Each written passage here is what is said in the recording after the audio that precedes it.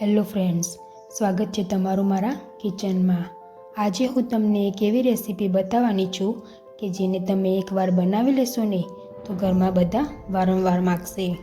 હા, આજે આપણે બનાવવાના છીએ ગુજરાતી સ્ટાઇલ ચણા મસાલા। એકદમ ટેસ્ટી, મસાલેદાર અને ઘરેલું સ્વાદથી ભરપૂર। જો તમે બનાવશો તો ખાતા જ રહી જશો। તો એના માટે પહેલાં આપણે સામગ્રી જોઈ લઈએ।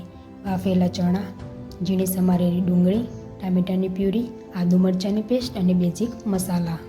તો ચાલો શરૂ કરીએ। સૌથી પહેલાં આપણે કઢાઈમાં થોડું તેલ ગરમ કરી લઈએ અને તેમાં જીરું નાખીએ। જેમ જ જીરું તડકવા લાગે ને એ સુગંધ જ કહી દે કે આજે કંઈક મસ્ત બનવાનું છે।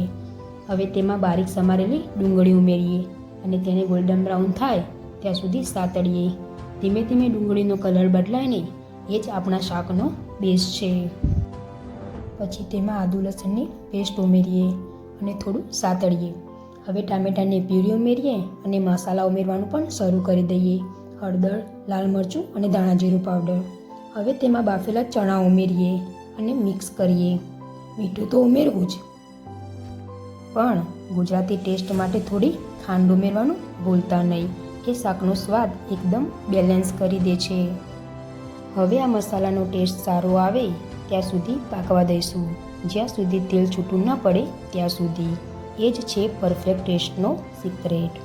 હવે તેને ધીમા તાપે ઉકળવા દઈએ અને જુઓ કેવી સરસ ગ્રેવી તૈયાર થાય છે। અંતમાં થોડા લીલા ધાણા ઉમેરીએ અને બસ આપણા ટેસ્ટી ચણા મસાલા તૈયાર છે।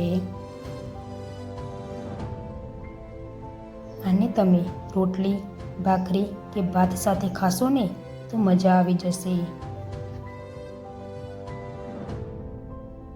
જો તમને આવી સરળ અને ટેસ્ટી રેસીપી ગમે છે તો વિડીયોને લાઈક કરો, શેર કરો અને ચેનલને સબસ્ક્રાઈબ કરવાનું ભૂલશો નહીં।